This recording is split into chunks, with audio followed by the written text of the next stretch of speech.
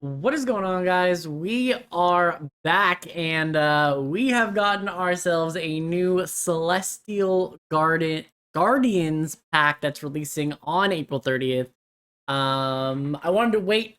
I know I didn't put a video out on Tuesday, but I was trying to make sure that there was some content. I was deciding whether I was gonna do like a wish list and predictions video or whatever, and I was like, I'm gonna do this like today, and then this dropped. So instead of doing a wish list of predictions, we can actually just go over the new trailer, go over the new stuff, and actually see what's good. So, yeah. So I haven't seen this yet, but I'm very very excited. Obviously, it would be very very nice if we could get some support for some two-stage evolutions. I heard a rumor that it was either going to be Gen 7 or Gen 3. Those are the rumors that I heard. Gen 3 would obviously be my preference. But Celestial Guardians seems like another space theme, which does make me believe that it's probably Generation 7. So yeah, so let's just hop in and see what we do. I'm gonna play through it once.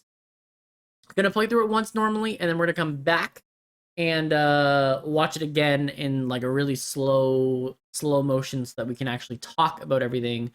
But yeah, let's go. All right, simulated game footage, and it is Generation 7. Poplio, Rowlet. We get Solgaleo, Lunala. It's gonna be 2 packs, so not one pack like Shining Rivalry was. Yep, more lowland forms. That does tie in with this Lunala card. Looks hella nice. Oh my god, that's a beautiful artwork. Alolan Marowak. Oof.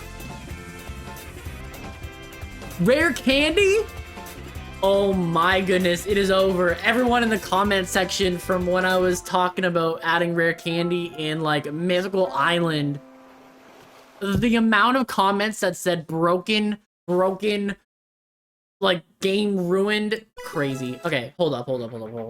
Okay, so Generation 7, obviously the fact that we have the Kanto Pokemon from Genetic Apex and things like that, the Alolan form evolutions are just very nice to have. It still kind of keeps in ties with everything. And then the Alolan forms like Pikachu, for example, we now have Alolan Raichu. We now have Raichu. Plus the fact that you can play Pikachu EX, and there's 2 different Pikachu EXs. We're getting a ton of options for Generation 1 Pokemon, which I think Pokemon Pocket needs to keep doing. I think that, Generation 1 is the moneymaker, so we may as well. But let's start this over. And actually, let's slow this right down, actually, because we can slow this right down. Okay, so the first thing we see here is Rowlet, Litten, and Poplio. These seem like the very basic cards. Rowlet, 60 HP, 1 energy, 20 damage is basically your vanilla cards. There's nothing really crazy here, except for Litten that has 10 more damage with 10 recoil. This actually works out very well because Litten will be able to one-shot a Magikarp, and that's sort of kind of a standard right now that you have to be able to hit. Now, we obviously don't know the evolutions. It makes it really hard. But overall, every single one of these cards are 1 retreat cost, 60 HP. It's going to be interesting because Generation 7 is notorious for being one of the slowest regions in terms of like the base speed of Pokemon. So I'm actually very curious if we're going to get very high retreat costs out of this set. But yeah, I don't think there's anything else to mention on these ones. The artwork looks amazing on all 3 of these. Poplio coming out the water, Litten in the little cave with like the still, and then like Rowlet kind of just basking in the sun in the forest. Very very cool. And then alternative artwork as well. Actually, they're different cards. Okay, so this Rowlet is also 60 HP. With skill drive that does just 10 damage to one of your opponent's Pokemon. So it attacks the bench, it attacks the active. It'll be interesting to see because like Decidueye is like an archer Pokemon, so are we going to see the entire line of Decidueye be able to hit things from afar, right? That'd be a very cool Pokemon. Poplio getting Sing is very cool. Being able to just put your Pokemon's active Pokemon to sleep for colorless energy. This is effectively a 10 HP higher Jigglypuff promo that we got.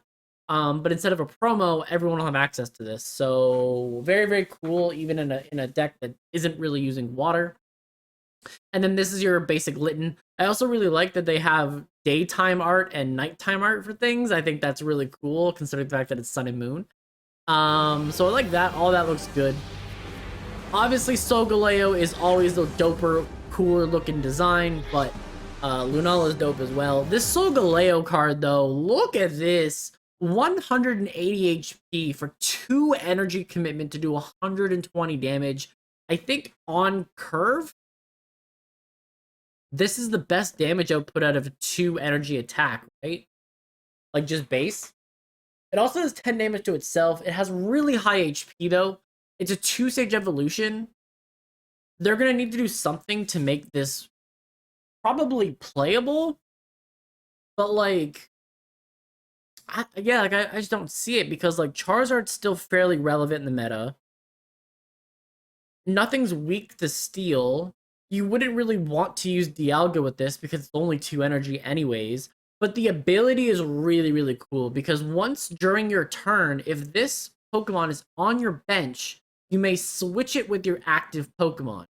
So if you have 2 of these set up and you're playing 4 energy, you can actually rotate them around, which is really, really cool.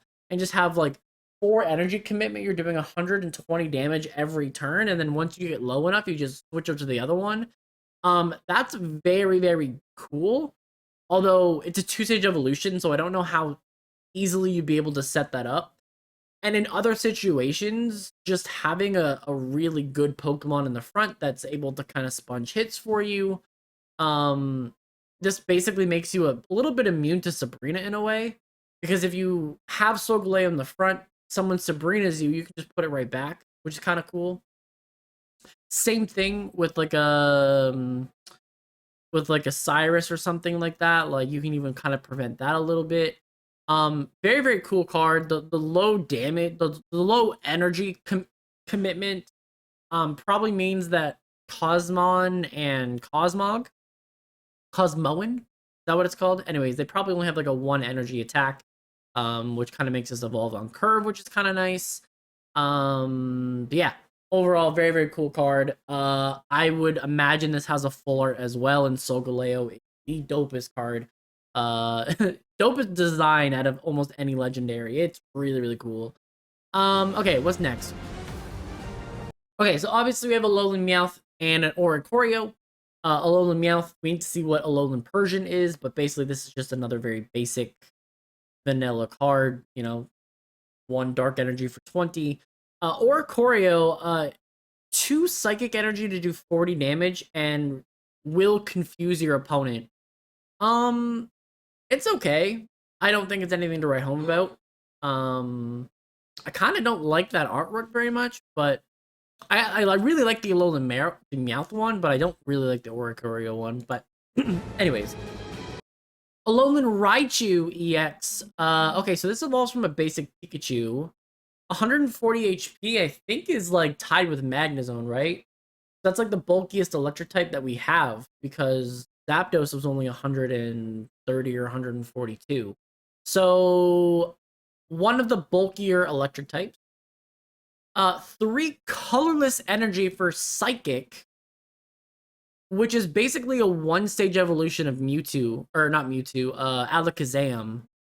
So 60, 90, 120, 150.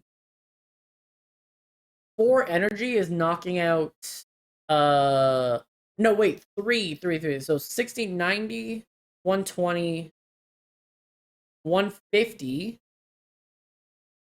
Yeah, so it's 150 for 3 energy commitment on your opponent. That does knock out a Darkrai. When you hit 4 energy commitment, you hit 170 or 180. I don't even know. Why is my math so off on this? It's 90 for 1, 120 for 2, 150 for 3, 180 for 4. So it does also knock out Giratina without capes, obviously. Uh, and it knocks out a Gyarados.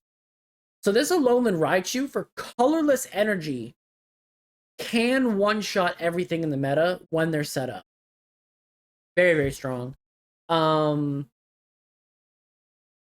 Yeah, extremely strong. I used to love Alakazam in Genetic Apex. Because it was just such a fun card. And I think Alolan Raichu can also be that for me. I'm really, really excited for this card. Alolan Raichu, I actually always liked a lot as well. Just like the surfing on your tail is like really cool. Like using the like electric currents to like surf around is just awesome. So I really like that. And then here's Lunala. So Lunala is 180 HP, Psychic Energy.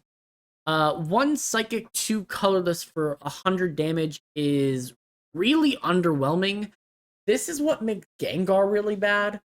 Being a 2-stage evolution that just really lacks the amount of damage that you need.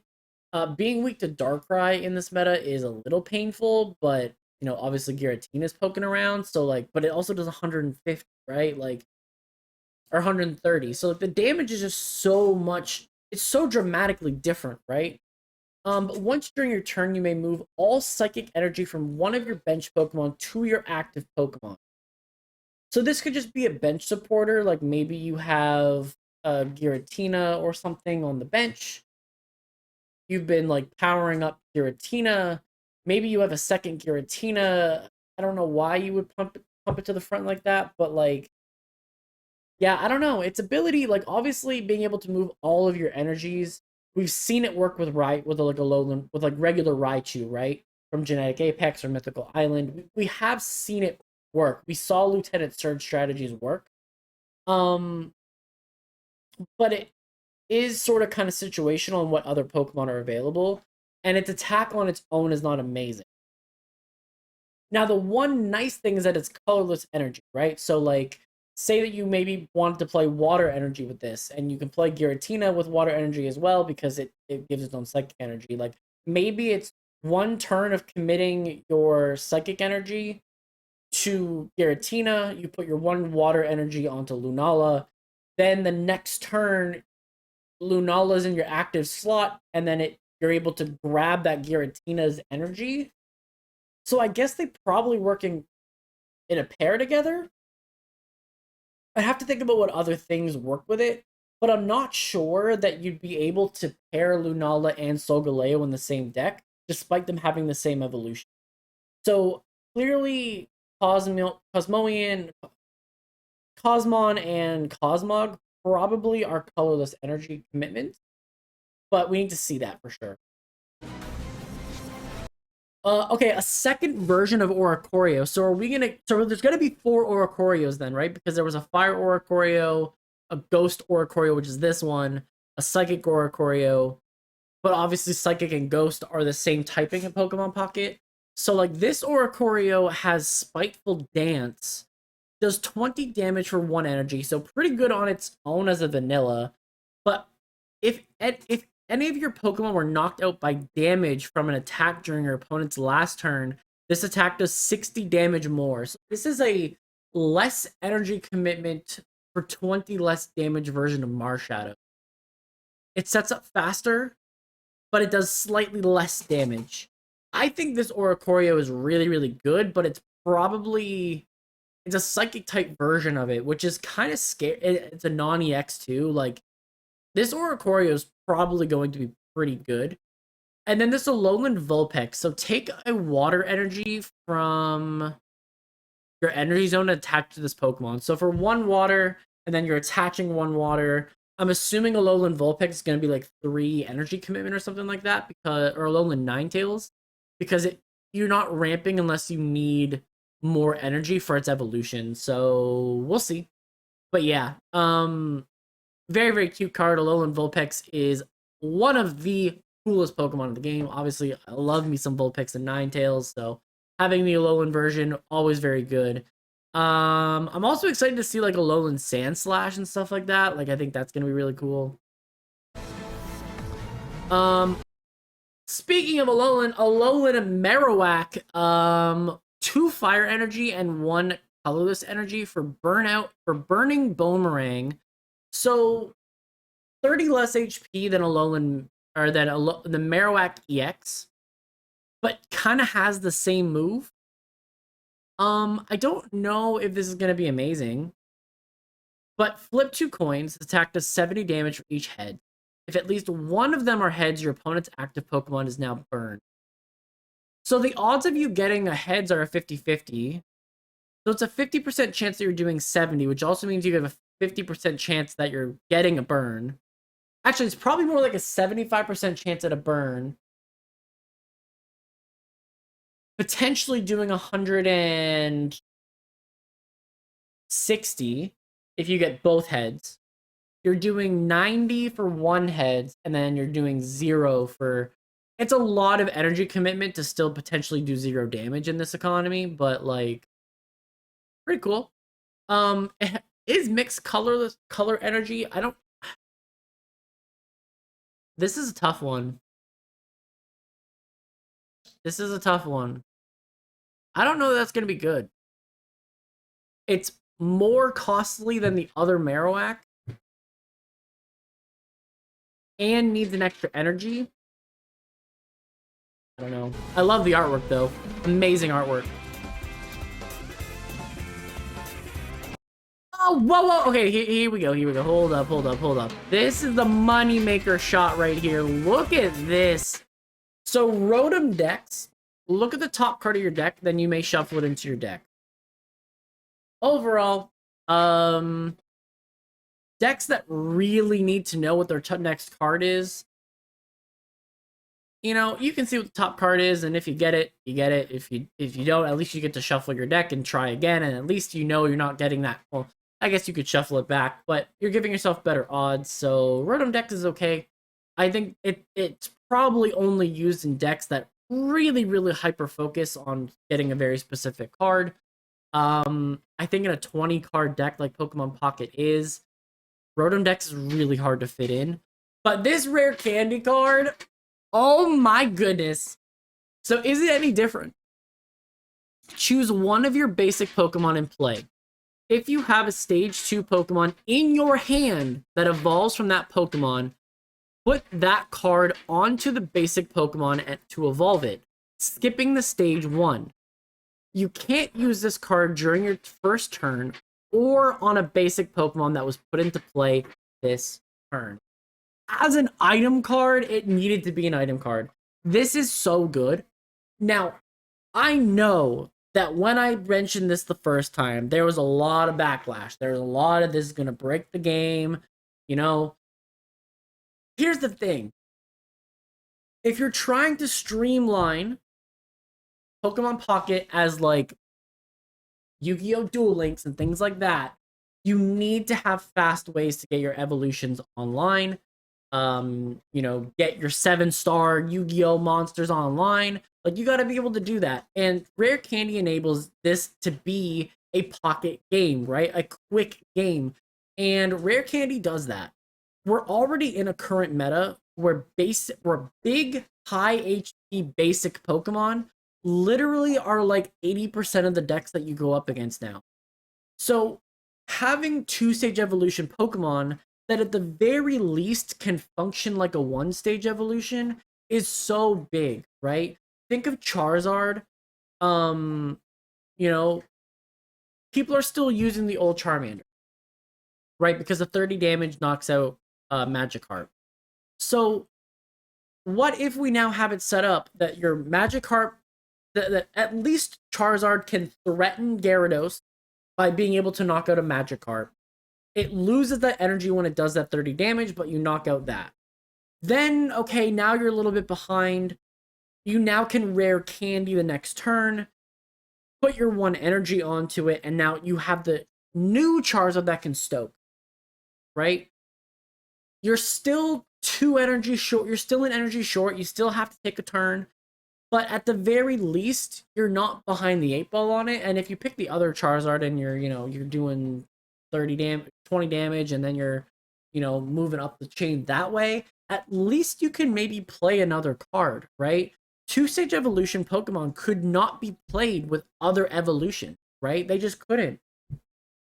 I had thought like very early on in Mythical Island that like maybe you could play Venusaur with Superior. That was an example that I brought up from that era. Now I don't think that's the best combination, but in theory you could have it set up that you play like a you're only gonna want one Snivy, right? Because you don't want to actually lead with Snivy, and it's not your main card to the deck. So you're gonna play maybe like one Snivy, you're gonna play two rare candies, and you're gonna play two Superior. You use up 3 Pokemon commitment cards, but you guarantee that you're getting a 2-stage evolution out of it because you have a rare candy. When the games that you don't need it, you have your 2 Bulbasaur, you skip your Ivysaurs, and maybe even play 1 Ivysaur just so that you can still have that evolution kind of going. But then you play your 2 Venusaurs, and now you can actually play 2 2-stage evolutions in the same deck and have it actually work for you. I think this is a game changer. It's gonna. I don't even know. I can't even begin to think about it. Like Gengar, Haunters were really bad, and so now if you have a good Ghastly, and you can play Gengar EX, and now you can like a turn faster, get Gengar online, and now it's stopping your opponent from using supporter cards. Like Gengar really needs that support, and so maybe Gengar becomes better, right? Like even cards like Dragonite that are like just awful, right? Like being able to use that, Blastoise gets a massive bust from this, and Blastoise was a deck that people were using as an alternative to Gyarados. This keeps it in line, and so I actually think Rare Candy at this point in the game is big. And we also now know that Lunala and Solgaleo are in the game. Obviously, they are the cards they're going to try to push in this set, and they needed a way to make Solgaleo and Lunala competitively viable, and Rare Candy does that as well, because now you can skip Cosmoian or whatever it's called, and just go from Cosmog to Lunala or Solgaleo and be okay. So that actually makes Solgaleo even better because you're going to be able to switch out faster. You're going to be able to get that 2 energy on curve. What other cards? Glade get way better. There's just so many cards. Even Alakazam, right? We just saw Raichu, but we now also can use Alakazam. Now, the biggest thing that I will say is that no other deck besides 2-stage evolution decks are running Rare Candy. So, regardless of whether you're using, this is definitely better than whatever your middle stage evolution is. Rare Candy is 100% an upgrade. But what I'm thinking with this is like, maybe you get to only, maybe you're going to play 2-1-2 lines now. Maybe you're going to see 2-0-2 lines, right? And it's going to free up other, like, Rare Candy replaces the 2 that you're missing. But like, maybe you only know that you're only really looking to play 1 Charizard and win the game with that 1 Charizard. You might not need to play a second you might not need to play a second version of Charmeleon, and so you're just fine with the 2 rare candies, and then you can play another card. Or you play 1 rare candy, 1 Charmander, and then have your 2 Charizards so that your rare candy can get activated quicker, right? So that's sort of kind of things that I've been thinking about with this card. I just immediately, and that's really, really good. Yeah, so we'll see how it goes, but I think this changes the whole meta entirely. Okay. So then we see Lima. Okay, that went a little bit too far ahead, but Lima, put one of your normal Pokemon that has damage on it into your hand.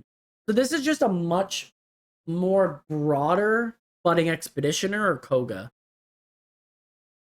And like Arceus is still a thing. It's not as popular right now, but Arceus is still a thing. Having an Arceus that has damage on it that still enables your other Pokemon with like in the Pokemon that are like the link with it. Keeping that Arceus around is a really big deal.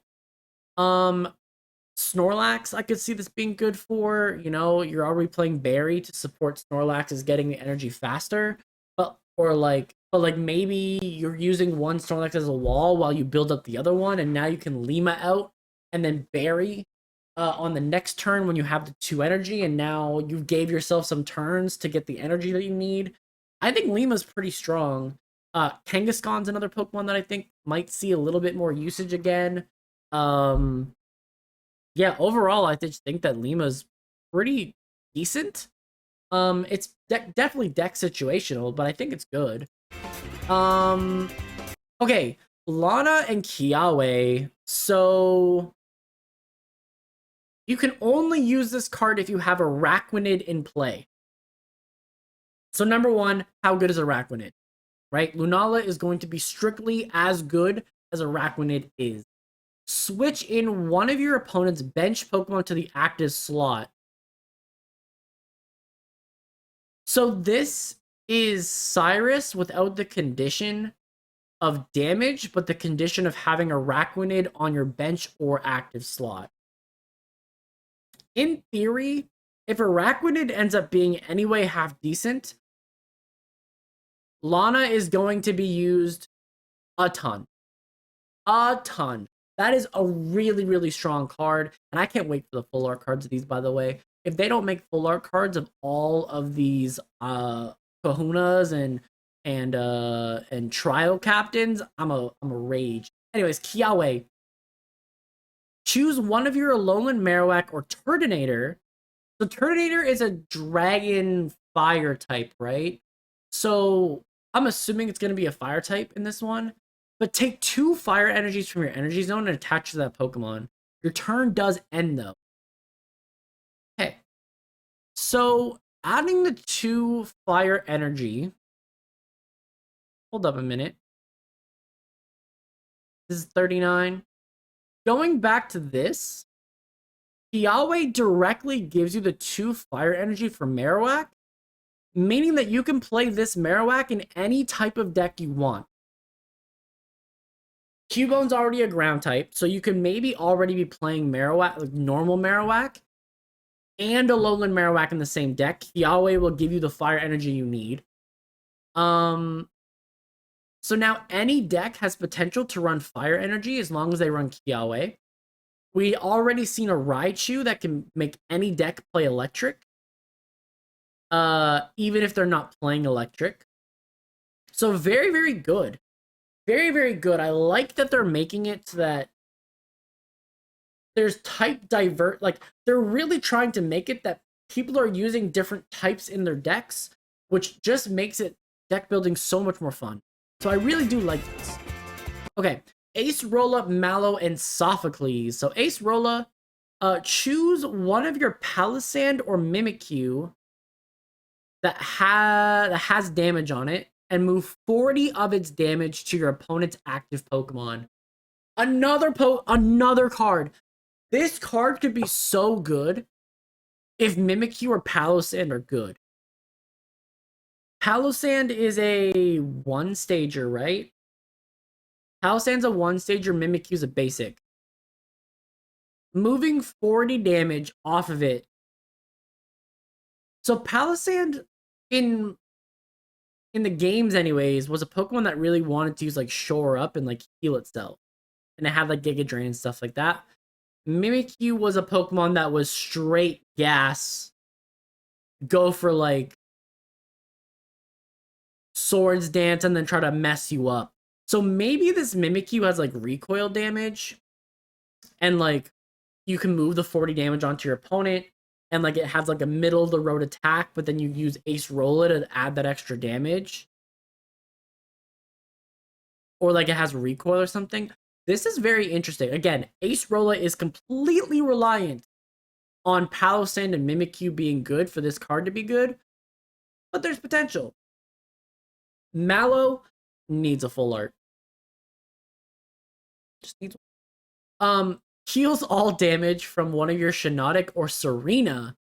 If you do, discard all energy from that Pokemon. Okay, so we have a Shiinotic already that I'm pretty sure puts your opponent's Pokemon to sleep. But I think it was a 2 energy card commitment, right? So healing all the way back up is nice. In certain situations, it's probably a better Erica, right? Like, but if like Serena, for example, is like a Serena would have to be like a 1 or 2 energy Pokemon as well, because the thing is you're losing a lot of momentum giving up your energy like that. So there either needs to be an energy acceleration, we're gonna start seeing Superior back in the game, or actually Mallow. If okay, if Serena is a 2 card energy commitment, you could maybe see Superior Superior with Serena, rare candies all around, Mallow, and now you have this really bulky Serena that you're able to do 1 energy commitment. Like there are things you could do. Venusaur obviously doesn't work for this because it's only Shiinotic or Serena. So again, it depends on Shiinotic and Serena as how good they are. We might be getting a new Shiinotic too. Serena is typically a high offense, low, like good defense, but like slow grass type. So maybe we'll see something cool. Sophocles, though, it's a little bit harder to read, but attacks used by your Alolan something, I'm assuming Raichu, Vikavolt, I'm assuming, or Togedemaru do 30 more damage to your opponent's active Pokemon. So this is Blaine for electric type. So obviously, again, Blaine, we haven't seen a ton of usage of since Ninetales hasn't been that great. But overall, Sophocles, the Togedemaru that we have is like a 10 damage Pokemon, isn't it? Like, it's not great. So, like, you're probably not using this on Togedemaru, but that Alolan Raichu is crazy good, right? If that says EX on the end of that Alolan Raichu or whatever, like, that's crazy. Vikavolt is a Pokemon that was very slow but hit like a truck in the games. So I'm assuming that Sophocles is going to give 30 damage to Vikavolt, and Vikavolt will be able to hit like a truck. That's what I'm assuming. So all 3 of these Pokemon are very dependent on a Pokemon. Actually, all of them have been to this point. So, and then a full art Lily. Wait. I didn't get to see Lily though. Hold up. Lily. Full art immersive Lily, by the way. Deals 60 damage from one of your 2-stage Pokemon. Okay. Immediately, my brain goes to Venusaur. But the question that I have in Venusaur specifically with Venusaur, is that if you're playing other grass types, Erica's more versatile, but you could definitely see somebody being like Lily's really good for the Stoke Charizard because the Charizard has to wait to go. So like it's taking damage, so like maybe you want to be able to heal a little bit better. What other 2-stage Pokemon really would appreciate it? Obviously Venusaur, Blastoise.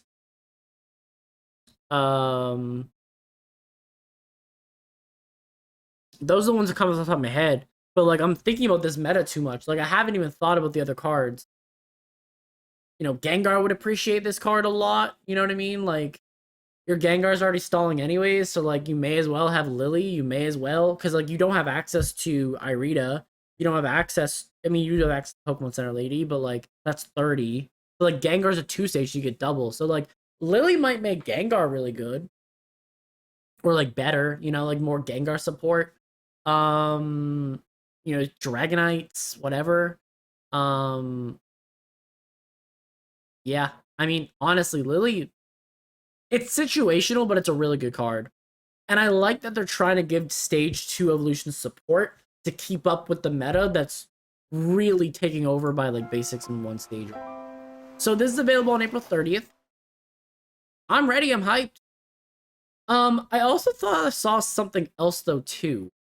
Because I thought I saw that there was something as well about, oh, we gotta give that a like as well. What are we doing? Okay, so there was also something about an event, right? Pokemon Zone, yeah. Give me Pokemon Zone here. Um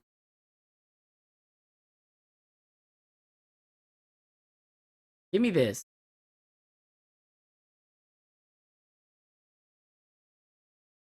Yeah, there was this. There was this. There was this. So there's a Rayquaza that you can get, a Rayquaza EX. Hold up. Let me. All these ads though. Can we not? Okay. This Rayquaza EX is a promo card. So everybody might have access to this card. And it's a basic 140 colorless Draco Meteor that one of your opponent's Pokemon is chosen at random 4 times. And for each time it was chosen, do 40 damage to it. This is literally a basic version of Dragonite. This is a basic version of Wugtrio. Now, I think this has to be paired with like Dialga or something, or like some kind of energy accelerant. Like, I do think that you're going to need like Manaphy or something just to give it a little bit of energy boost. But extremely strong promo card. So, yeah, I think that's my kind of initial thoughts on the set. Let me know what you guys think in the comment section down below. Let me know what you're most excited about playing with now that there's like other cards to, you know, mess around with other than basic Pokemon. And yeah, so we're gonna wrap today's episode right here. Thanks for watching, and I will see you guys in the next one.